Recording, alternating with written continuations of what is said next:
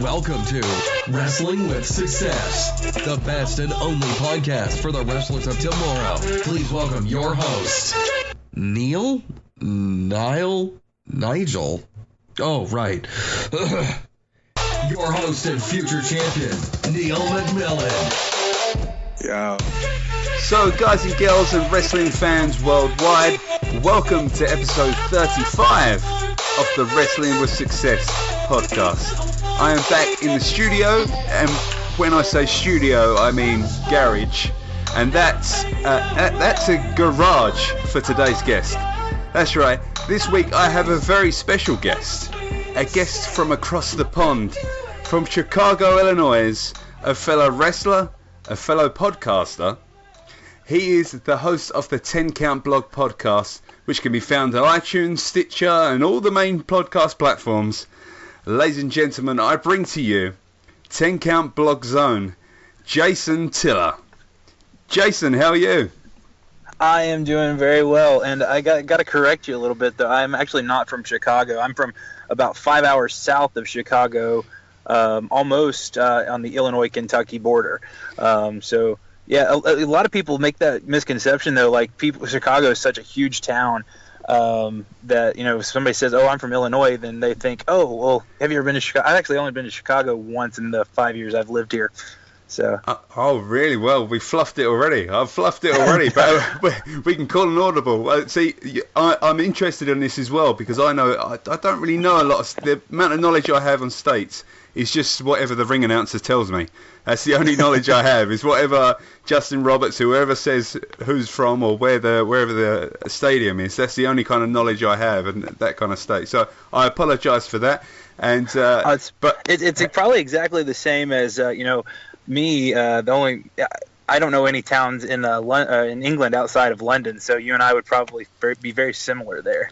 Exactly. So, well, I'm not going to quiz you on it. I'll let you off on that one. So, Jason, tell us a little bit about yourself and how you first got introduced to the world of wrestling. Where did it all begin for you? Well, I actually grew up in a small town in Kentucky. It's about 2 hours south of Louisville, called Russell Springs, Kentucky. And, of course, any wrestling fans know Louisville, Kentucky. That's kind of synonymous with Ohio Valley Wrestling, which at one point was a WWE developmental territory. So, my earliest memories, I can remember going to like our county fair with my dad, and OVW would come down and they'd put on a show. There were a couple guys from my hometown who were kind of local indie workers, and I didn't understand any of this at the time. I thought I was just going to watch wrestling, Yeah, of course. But there were a couple people in my hometown who were local indie workers, and they would wrestle on those shows and get us tickets and things like that. And great memories with me and my dad at that time of my life. And so I was lucky enough to grow up during the Monday Night Wars. So as a kid, I was flipping channels back and forth from WWF, WWE now, and WCW. So I was watching both of those products simultaneously compete for each other. And I really think, maybe I'm a little biased, but that was kind of the golden age of wrestling. I agree, definitely. Had all the greatest characters, Austin, The Rock, Hogan, the NWO. I mean, it was a time when wrestling, I think, was at its best because there was competition there. And so being, I don't know, probably 5th grade, 6th grade, 11 or 12 at the time, I looked at these guys and I thought, wow, superheroes. And it was just all very fun and very, it just drew me in very, very quickly. So much, in fact, that my parents looked at me and they said, you're obsessed with this and you're not allowed to watch it anymore. So about 12, 13, I was cut off from wrestling, was not allowed to watch it at my parents' house. And then, as with anything else that you kind of have to stop doing, it becomes out of sight, out of mind. And, I fell out of wrestling for years. I kept up with big names. Like I knew who John Cena was. I knew, some of the bigger names, but really I didn't follow it until 2014, I actually started a job at a radio station here in Illinois, a little town called Robinson, Illinois. We're fast forwarding several years here, I guess I should probably say. But I started a job at a radio station. I was the news director at this radio station, and I had a coworker I just could not connect with. I mean, we were working closely together. We were pretty much the only two people in the station, and I could not connect with him. And I tried and tried and tried, but for so long, we just, there was nothing in common. We couldn't form a relationship, and it was a kind of, I won't say a hostile work environment, but it was definitely an uncomfortable work environment. Yeah. And I found out, I'd say probably 2 months into this job that he was a wrestling fan. And I was like, well, I used to like wrestling. I can check it out. And so I started watching again. And my ex-wife, she was my wife at the time, now my ex-wife, she looked at me and thought I was just as stupid as I could be for getting back into wrestling. But so I got back into it and started learning who the characters were, and just as it did when I was 11 or 12, it sucked me right back in. And that was right about the time that CM Punk left and the Shield broke up. So I've been following pretty regularly since then. And, of course, I've done my historian thing because I'm such a nerd that I've got to go back and learn. I've watched all the old Raws on the network. So you're all caught up with the Raws now, I suppose. Yeah, pretty much. Wow. I've watched pretty much all of them at this point. Yeah, my favorite one was to go back and watch Raw 1000. That was a good one. But anyway, but yeah, so that's how I got back into wrestling. And so how I became a worker, kind of how I transitioned from just a fan to a kind of a podcaster, blogger, and then eventually a worker. I quit that job after about, I'd say it was 8 months there, because I got a really good job working for the state of Indiana as a media relations director. So now instead of being the person reporting the news, I'm the person who's on the news. And I was driving home from work one day, and we have, I don't know how it is over across the pond, but here we have lots of fraternal clubs. Like we have the Vincent's Eagles or the Moose Lodge. They're just basically clubs where people go and drink, and people pay dues to be members. But that's just pubs over here. We just yeah, exactly. we don't think too much about it. We just go out and have a drink. Yeah, this is more of a high society thing. I think if you're like a member of the Eagles, you fit in a certain social category. Okay, right. Yeah. It's kind of one of those things. But anyway, at our local Eagles club, I saw a sign outside of the building that said, "Hey, we're gonna have wrestling X night at 7:00," and I was like, you know what? This is awesome. I'm gonna go and watch this.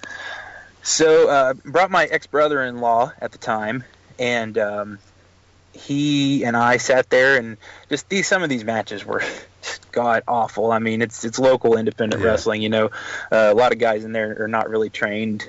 I don't know how bad it is over there, but over here we have an epidemic of people who talk to a promoter and go, "Oh yeah, I've trained so many years and under so and so," and like nobody knows who they are, and they get in the ring and then they just look awful, or they hurt someone. We kind of have an epidemic of that over here.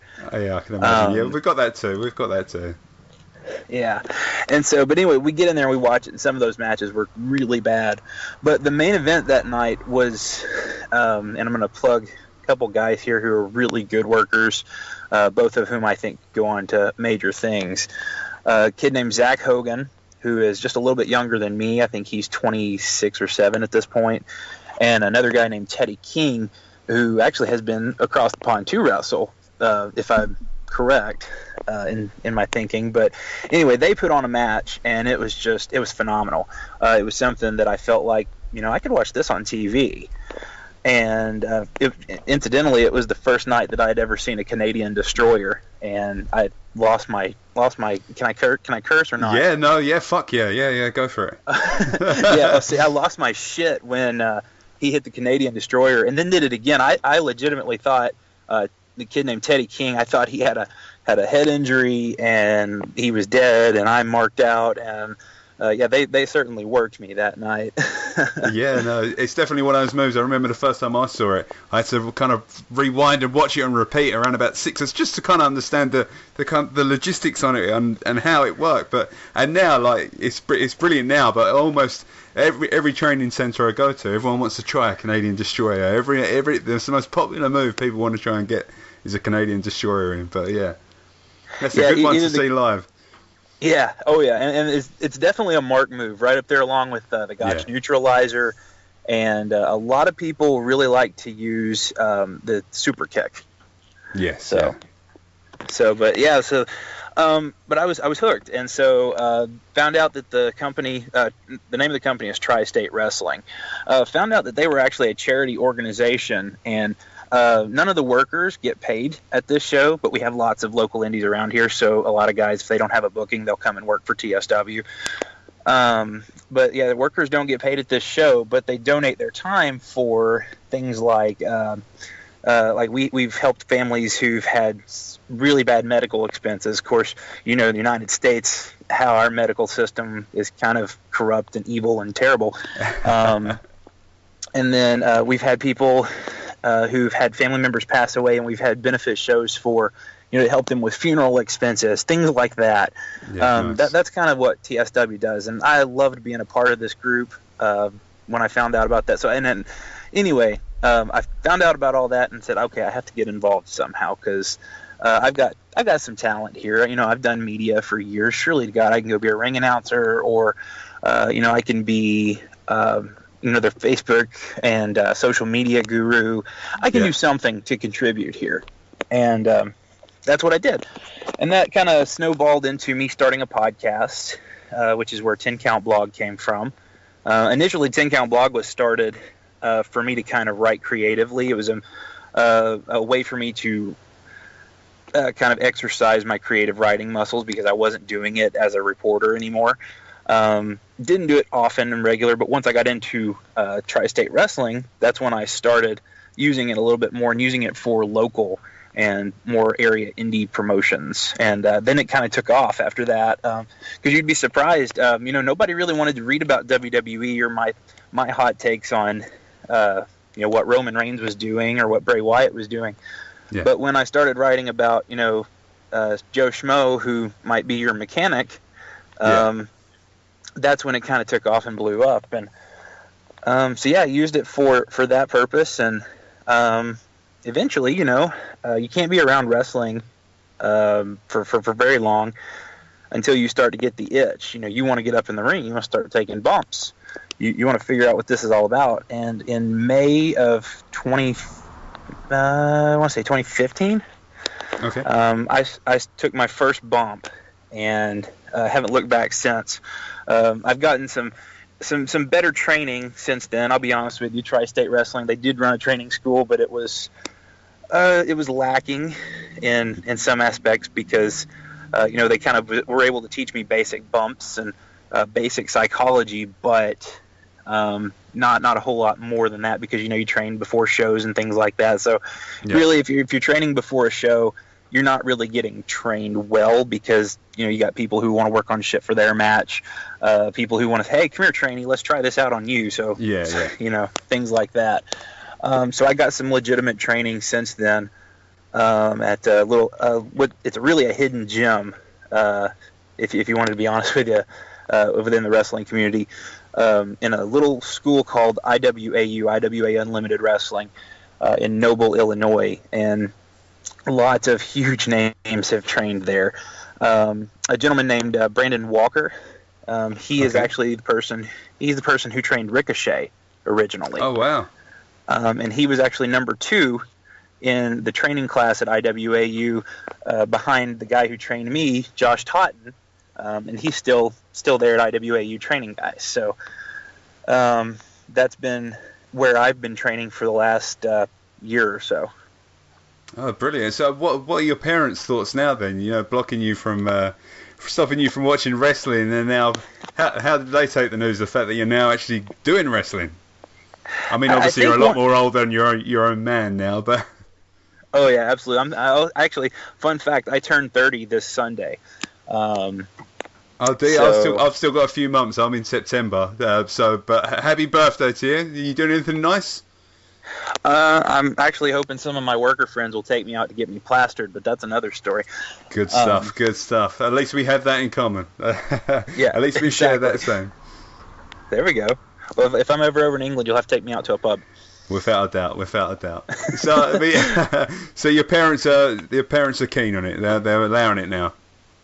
Yeah, my parents, I think when they initially made me stop watching, I think it was because they were afraid that I was going to hurt somebody. And my mom was notorious for saying, well, you can't make a career out of that. That's a nice hobby, but you can't do that as a career. And boy, I wish she hadn't done that, because I could have been, light years ahead of where I'm at now. Although, I'll be honest with you, my bump card would be a whole lot fuller at this point. Yeah, definitely. But anyway, I think it was mostly just because at that point in my life, they didn't want me to. I won't say that they didn't want me to follow a dream that they didn't think was realistic, but I think that they felt it was better for me to try and go a safer route with my career path. And I get that. I understand that. I certainly don't want to see my kids fail, So as a dad, I can understand that as well. But I do want to, as a dad, I also want to encourage my kids to follow their dreams. And if, my sons come up to me one day and say, Dad, I want to be a wrestler, I'm going to get them in school somewhere. Definitely. I'm perfectly fine paying the money to get them into a legit wrestling school. And if they want to chase that, I'm going to tell them, you chase it. Don't go at it half-ass. You're going to do this, do it right. So, that's my goal as a parent. But no, my parents, now that I'm older and have kids of my own, I go and I'll show them my videos and things like that. They're supportive of it. I think that's because they know that I've got a good shoot job to fall back on, but they are supportive of me doing it. Funny story, my grandmother is actually one of the biggest wrestling fans I know. Oh, and really? she was, yes, and that seems to be very common, at least among my friends group, because a lot of people I know have gotten into wrestling because of their grandmothers. But for me, when I wasn't allowed to watch wrestling as a kid, there were times when I'd be over at my grandmother's house and I would actually sneak in a little bit of Monday Night Raw while I was there with her, just to kind of get my quick fix. Yeah. I don't even think my parents know that. So. Well, there you go, a revelation. Well, I mean, that's one thing as well that I know you're talking about. Obviously, you're a dad, you're a parent. As one other reason why I start this podcast is so that I can record my little journey to, aspiring to try and capture my dream. So one day when I'm either gone or when I'm older, I can go, well, just listen back and listen to the podcast. And from start to finish, there's my whole journey of me following my dream. And if that's something that you want to do, then go ahead and listen to it. That's my little nod to them. So kids, in the future, if you listen to episode 35, your old man's proud. So, I mean, you said that when you were watching wrestling, that you started off and it was the Monday Night Wars. Were you a WCW or a WWF guy at the time? Well, another fun story about my parents. So my parents, extremely conservative. My dad's actually a pastor for a very charismatic church. So, I mean, we're talking just about a step above the churches, the Protestant churches, that only allow their women to wear dresses and have long hair. Oh, wow. So, yeah, I mean, they're extremely conservative. And so in my house, I was allowed to watch WCW, but not WWF. And of course, being a kid and a rebellious kid at that, I switched back and forth when I could, but if I ever got caught, I knew I was in trouble. But WCW was acceptable right up until they introduced the Nitro Girls. Oh, and right, then, yeah. So then it all became smut, and WCW was just the lesser of two evils, I guess. But yeah, I watched WCW mostly. My favorite wrestler as a kid was Diamond Dallas Page. And to this day, I have respect for DDP because, he got into it late like I did. And kind of our stories are kind of similar. I mean, I'm not a nightclub bouncer, but definitely he and I have some similarities in our stories. Yeah, and he's got the DDP yoga as well, which I'd recommend to anyone. Have you tried the DDP yoga? I do DDP yoga every single day. So, brilliant! Yeah, absolutely. Oh, wow! Oh, good. So, I mean, so is there a lot of I'd imagine there've been quite a lot of wrestling schools out in America. Is there a lot around you, or for here we're not that lucky? I mean, well, I say that there's a lot more than what there used to be. But when I first started training out, there'll be one or two around. There's a lot more now. But do you get a lot of training schools over in America? Yeah, you really do. Would you say there's too many? Yeah, I would say that for sure. I mean, you get your really reputable ones. For instance, Michael Elgin has one pretty close to me, and Black and Brave, the one that Seth Rollins runs. Oh yeah, that's pretty close to me. It's about 6 hours away from me. You get a lot of training schools in bigger cities like Windy City Wrestling in Chicago. There's that one. Like I said, IWAU. I would put IWAU against any of those, hands down. Though I just plug for my school, but I mean there are several pretty reputable ones I'd say within 6 to 7 hours drive of me.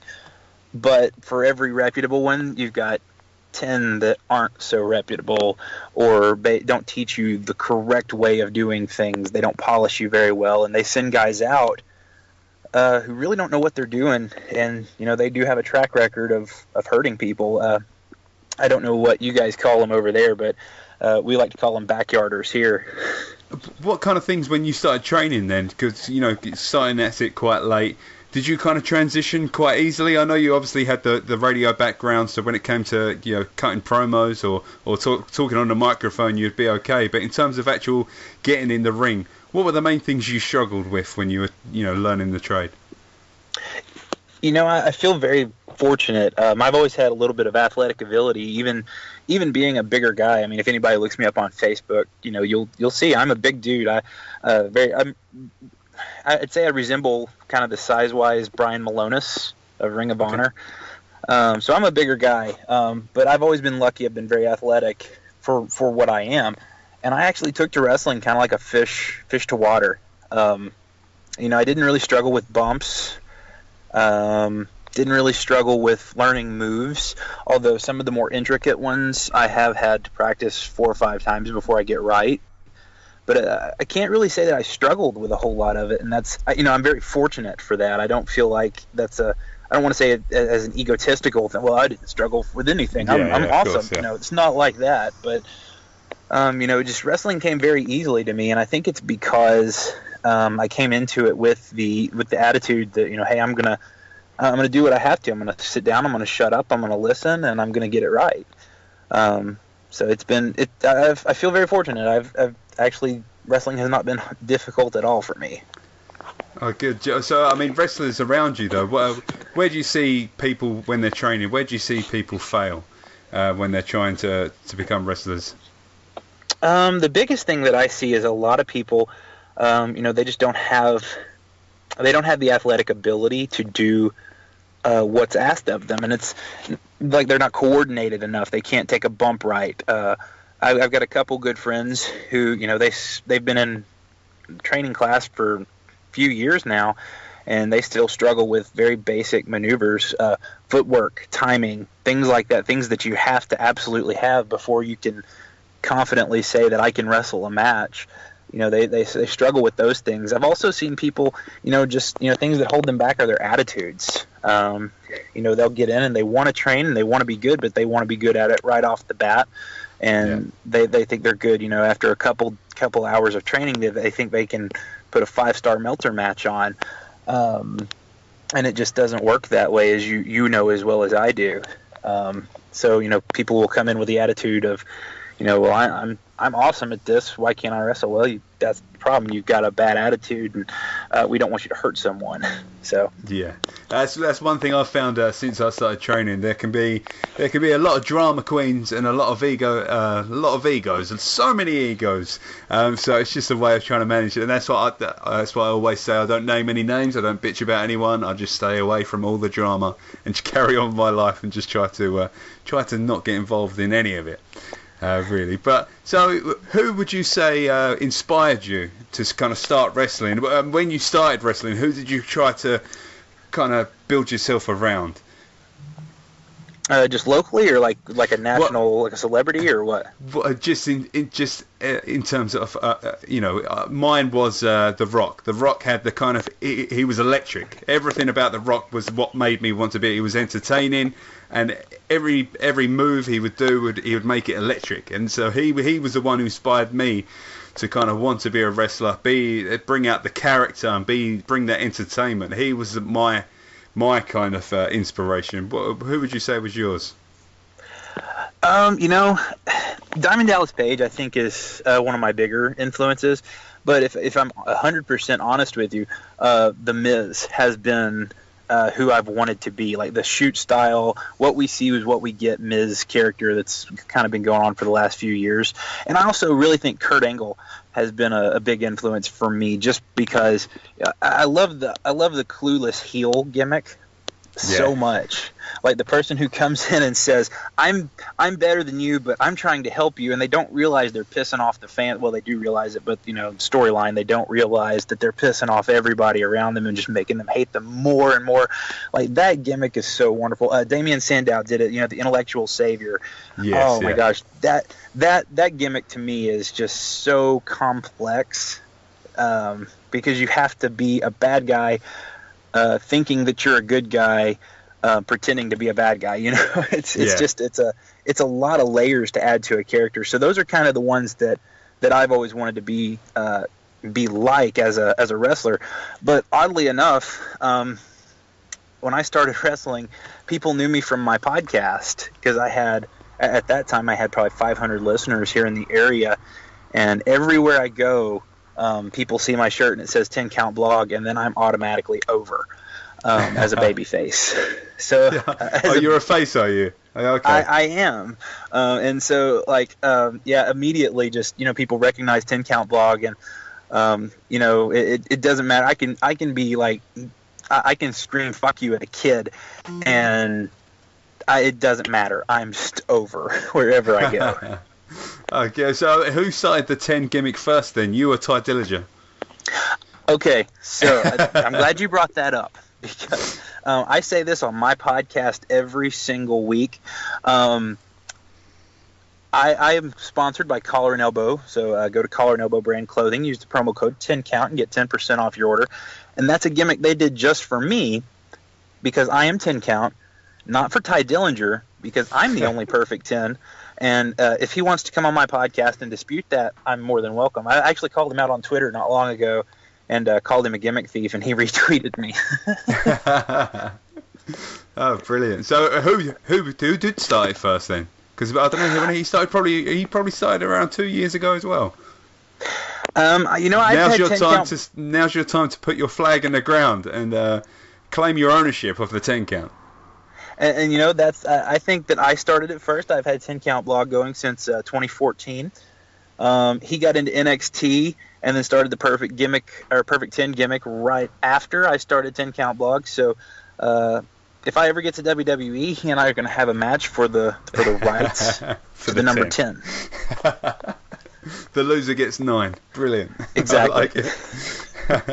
So your gimmick is is it the podcast gimmick, or is it just generic? I suppose you could just get away with being a generic babyface, really, couldn't you?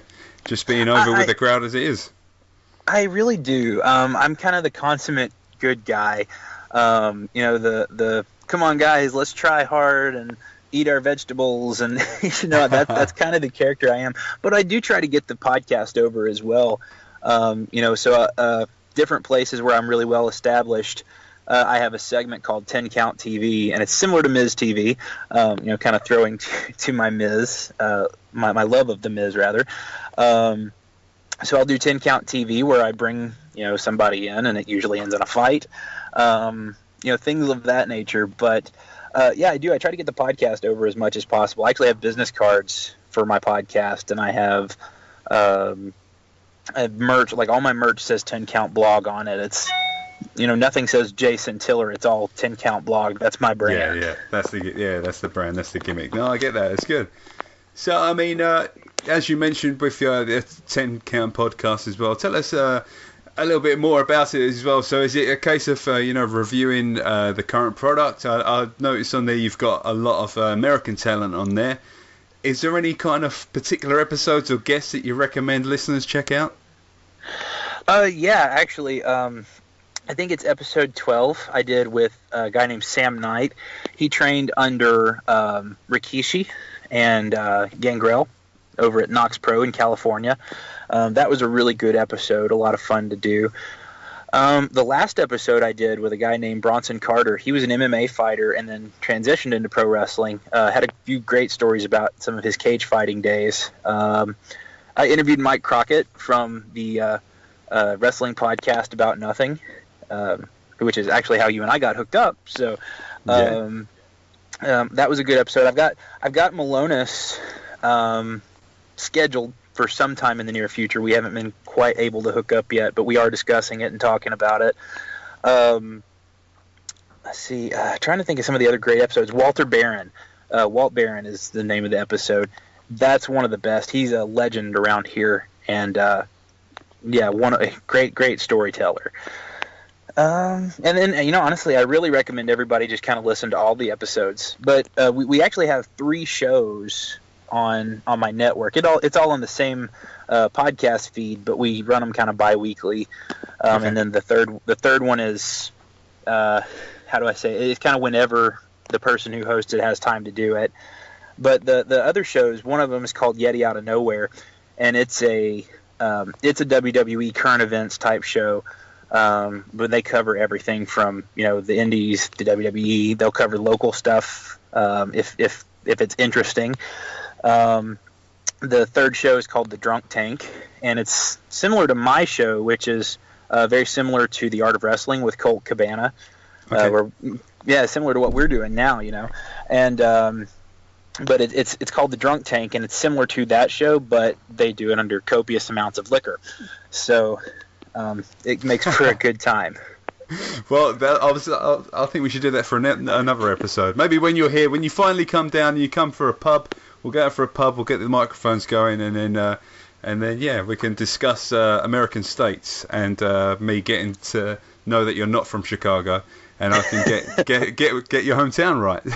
Yeah, absolutely. Another thing as well, I mean, wrestling over here in Britain, it's always kind of been a few steps behind the US. But I mean, recently it's really been growing, and it's I don't know if it's just because I'm involved in it, but the last couple of years it really has been growing and growing. Especially it helped with the WWE UK tournament. That helped as well. But I mean, we've got promotions over here like Defiant, IPW, ICW, Progress Wrestling, and the way the rapid rate that they've progressed is incredible.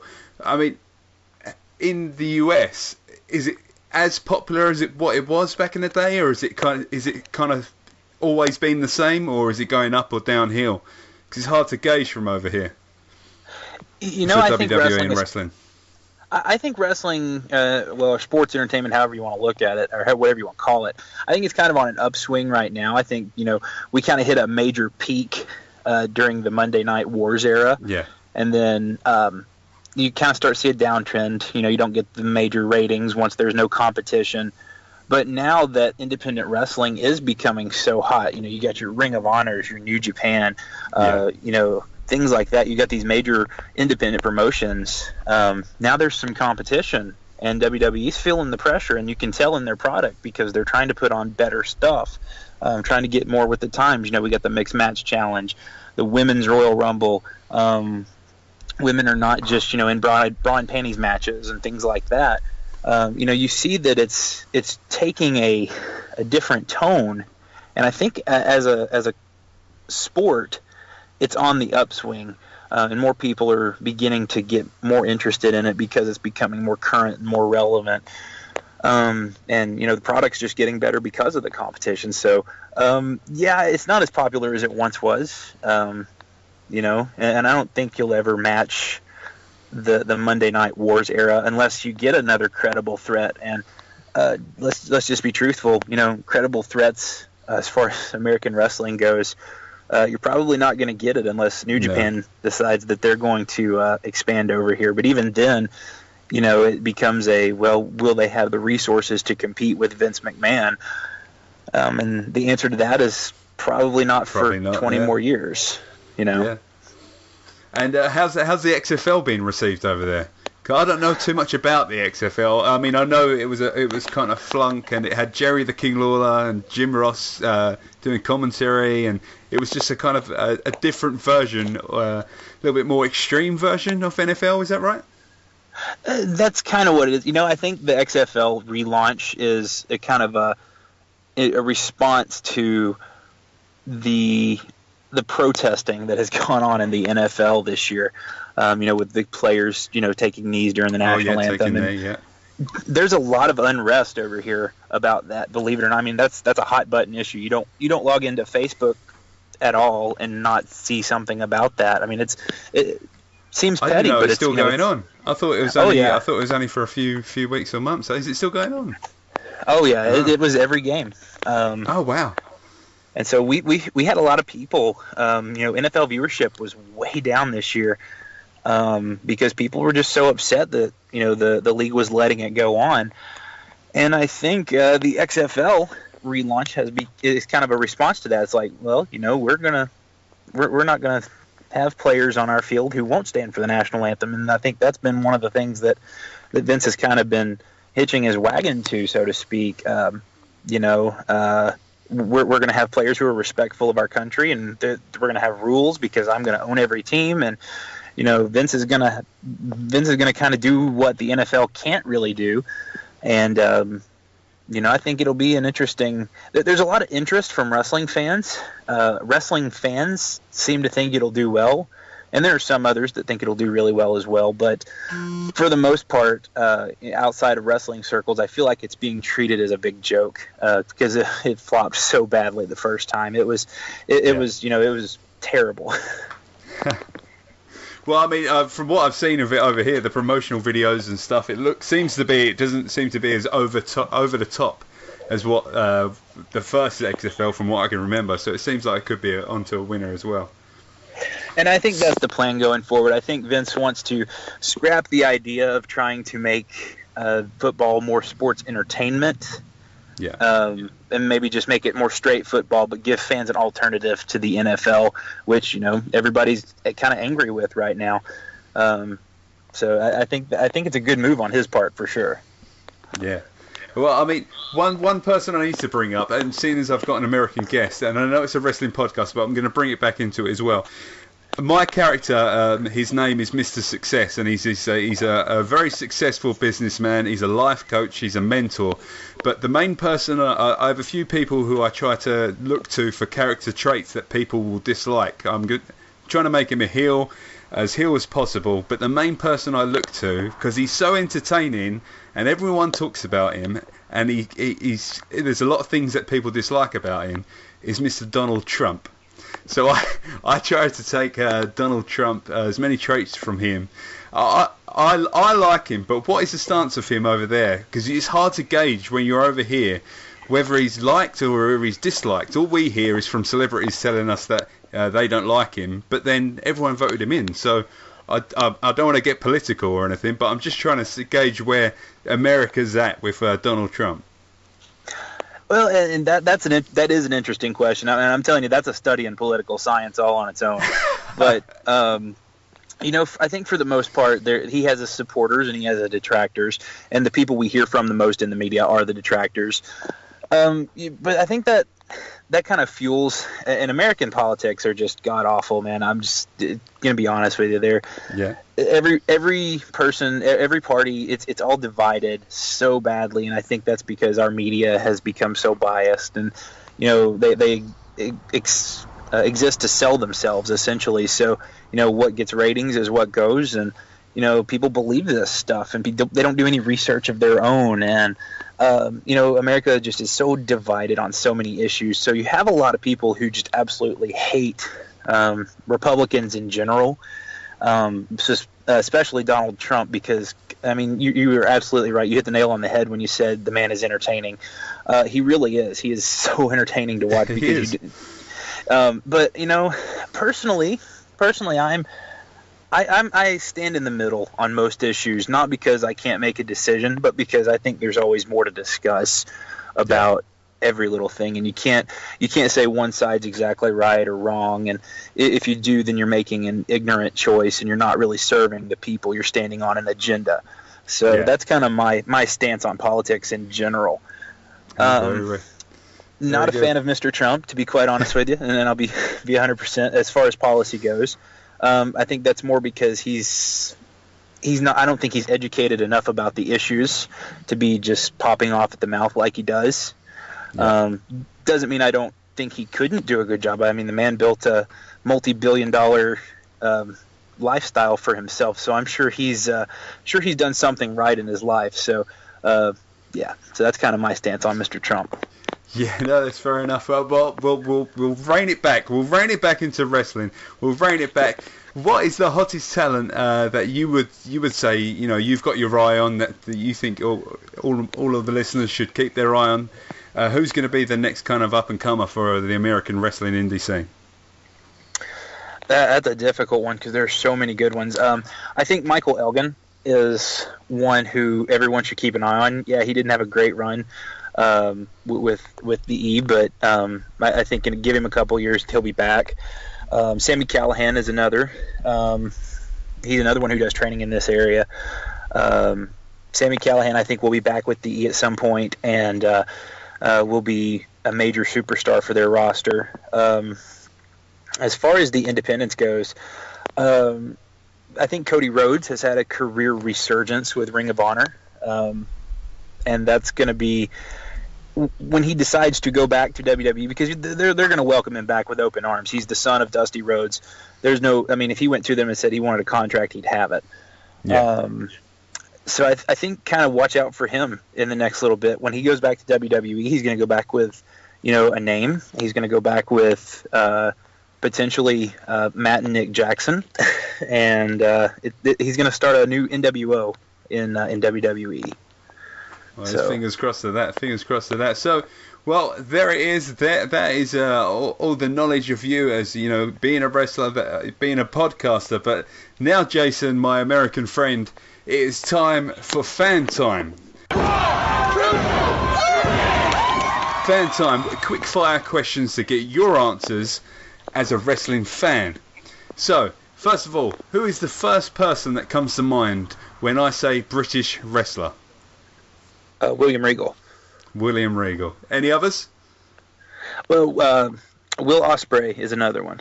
Will Ospreay. Okay, so you guys know about. He's very popular over here. I've got a lot of people that have been on the podcast who have been friends with him. He's my main event. He's my WrestleMania to get on this podcast. So, Mr. Ospreay, if you're listening, sir, you are more than welcome to be booked on this, and let's sort something out. But Will Ospreay, I'm glad that that you've mentioned him. Oh, I love watching. Oddly enough, I think it was Evolve where he did the match with Vader. Okay, yeah. Oh, that was one of my. I study a lot of Vader, by myself being a big guy, and so when he did a match with Vader, I freaked out. I marked out like crazy. So yeah, Will Ospreay and Vader, and then Will Ospreay and Ricochet. Oh my gosh, yeah. So okay, right. Who is one person you would want to headline WrestleMania with? I would love to work a WrestleMania match with The Miz. The Miz. You're a big fan of The Miz. I like it. I like The Miz as well. There's he's had a great year. A great year. Yeah, absolutely. And I'm hoping as well. I'm hoping he gets another WrestleMania main event. I liked him back when he had his old main event, but I'm hoping he gets the title. I would quite happily have him beat Brock for the title, because it would be the biggest kind of upset, but most brilliant thing I've ever seen as well. Yeah, they'd have to book that so well. I mean, it would have to be a Roman Reigns has got Brock dead to rights, and then Miz sneaks in and steals it, and that would be so perfect to do that twice. And he deserves it as well. What are your thoughts on the last Royal Rumble pay-per-view? Do you think it was a success with the Women's Royal Rumble? I think there were successes and failures to it. Success because, it's a big step forward for women in the sport of wrestling. Failures, I specifically think to Sasha Banks trying to stomp a mud hole in Lita in the corner and not making contact with her. Oh, that was horrible. I saw that video. It was horrible. And I'm sitting there watching that with one of my mentors, and he's laughing his ass off, and I'm like, what's going on? And then I look and I see it, and it was I'm glad Lita no-sold her. Let's put it that way. So what did you think of the men's Royal Rumble? I wasn't a fan of that at all, really. It didn't really. It could easily have not been on the card, and I wouldn't have even noticed. I didn't. I saw a lot of fans rave about it on Twitter and stuff, but honestly, I didn't rate it at all. I think we'll disagree on this one. I actually thought this was one of the best. I thought this was one of the best Royal Rumbles in recent memory because we got the perfect blend of action that we really wanted to see and stuff that was really relevant to storylines, but we also got the perfect nostalgia pops for the surprises, like the Hurricane when stand back. All he had to do was say stand back, and I was off my couch. I heard booyaka booyaka 619, and I was off my couch. I'll give you that. Those two things, and Rey Mysterio looked great as well. He looked in the best shape of his life. Yeah, and those stem cell repaired knees seem to be doing really well for him. Oh yeah, that's a good point. And Heath Slater at the beginning. Oh, I love that. That was perfect. Yeah, that was brilliant. And I wanted that to last all the way to the end until we kind of came in at 30, and then a couple of years ago when Santino Marella and Del Rio were the last ones in, and the place just blew up because no one thought he was going to win it. But it was just that atmosphere, and I just would have liked that for Heath Slater throughout a whole Rumble, kind of just about to get in a ring, get knocked down, and then at the end coming at number 30. I think that would have been a good moment. But right, okay, so what is one match that you recommend all our listeners watch? One perfect wrestling match, the match that you think has got entertainment, athleticism, it's got everything you need for a wrestling match. What's one wrestling match you would point our trainee listeners to watch? Steamboat and Savage, WrestleMania 3. Boom. There it is. And it's a great match. Great choice. Okay, well, Jason, that is it for Fan Time. So what are some of your goals, Jason? Some of your goals for 2018 for the podcast as you as a wrestler? What are you looking to achieve this year? 2018, I've been hashtagging it all year long, actually. 2018 is going to be my year. I've already accomplished a couple of my goals. I've worked at 2 different new companies this year, and as a relatively green talent, that's a big accomplishment. We have about 10 in my area. Long term, for the whole year, by the end of the year, I would like to say that I worked at IWA Mid-South in Memphis, Indiana, which is where Ian Rotten, he is the promoter. And if anybody knows anything about Ian Rotten, he's he and CM Punk are kind of synonymous with each other. So that would be a big step for me. As far as the podcast goes, I would love to be able to say that my podcast has been heard on every continent. Right now, we're actually on 3 continents. We've got a lot of, believe it or not, we have a cluster of listeners over in the UK. We've got a couple in Germany, some in Brazil, some in South America. And then obviously our biggest audience is here regionally. But I would like to see my podcast grow and take off and become more listened to across the world and become more relevant to things to do with wrestling that are kind of universal themes rather than just hot takes on the product or a regional. Here I am. I'm interviewing a wrestler that I worked with on a Saturday night at a bingo hall. Yeah. Oh, fair enough. So, any parting words for people? Any shout outs at all? Absolutely. So, I do want to say, follow us on all of our social media platforms, but most importantly, check us out on iTunes and SoundCloud and Google Play and all the other podcast apps. I've got a shout out to my friends Alan Angel and Tommy the Yeti Cook. They host a show on my network called Yeti Out of Nowhere, and it's kind of a bi-weekly rundown of all things WWE, New Japan, Ring of Honor, and recently they have really been ripping off ENC's Pod of Awesomeness. A lot of references to that, but that's okay because we seem to have a good relationship with Edge and Christian. It seems like every time we tweet something at them, they retweet it or they like it or something. So, brilliant! Yeah, it's a lot of fun to know that we're going to get a retweet from one of those guys. But yeah, definitely check out Yeti Out of Nowhere, and then also the Drunk Tank. We only got 3 episodes of that, but they're really good and a lot of fun to watch, or rather listen to. As far as the plugs go, probably they'll never hear it on this show, but a really quick story. The company that I originally trained at and got involved with, the charity company that I was talking about at the beginning of the episode, this past week, someone stole the ring from that company, and they only have one. And we don't have a lot of money. We're a charity company. We give all of our door away to these people who have these issues. So we don't have any money to replace our ring. So we don't have a GoFundMe or anything set up like that. We're kind of leery about asking people for money like that, especially when it's for something that we do. But I will say this: if by any random chance the person who stole our ring is listening, hey man, bring it back. No questions asked. We just want our ring back. We don't want to prosecute you unless we have to. If we catch you, we're going to. But if you bring it back, no questions asked, bro. Just bring the ring back. But wow, that's been. Yeah, and that stinks because we actually had to rent a ring. I'll tell you a quick story. This past weekend we had a show about an hour from our home base, and we rented a ring that's about an hour the opposite direction from our home base. It was a big cluster because they didn't tell me they didn't have a trailer, so I had to, me personally, on my own dime, drove to get the ring, didn't have a trailer, had to find a trailer, and go back towards our home base about an hour, get this trailer, drive back to all in all, I spent about 7 hours driving Saturday, and wow. we got our ring to the show an hour and a half before bell. Wow, fair play. Well done for doing that, but yeah, no, that sucks, man. That sucks. Yep, absolutely. Yeah. Wow. Well, let me know if you find it as well. I hope you find it, but I hope they kind of give it back. And I hope they didn't know it was a charity one, because if they did, Jesus.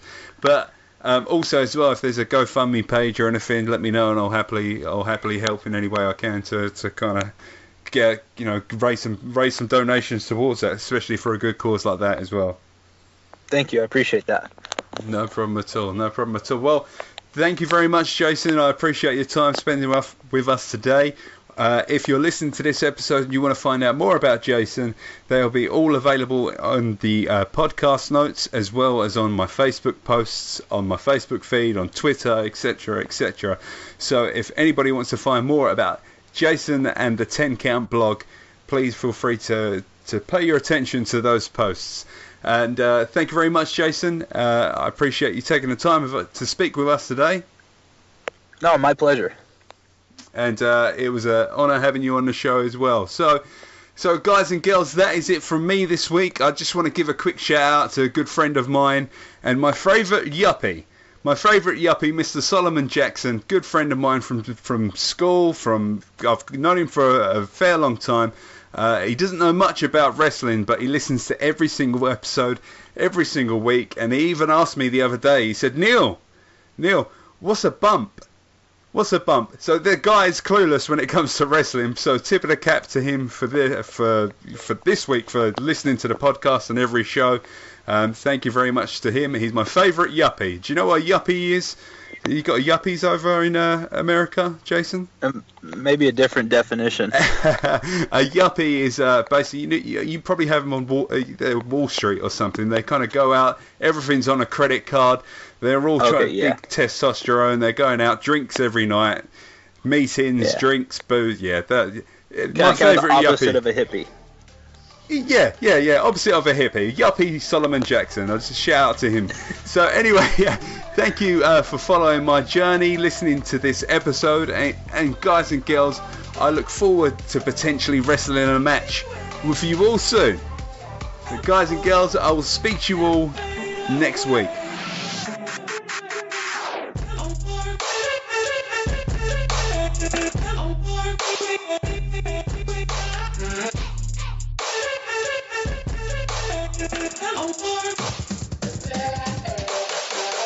Yeah.